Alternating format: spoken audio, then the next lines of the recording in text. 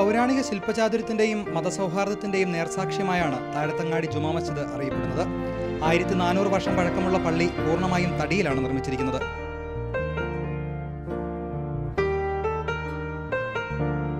അറേബ്യയിൽ നിന്നെത്തിയ മാലിക് ബിൻ ദിനാറാണ് താഴത്തങ്ങാടി പള്ളിയുടെ സ്ഥാപകൻ.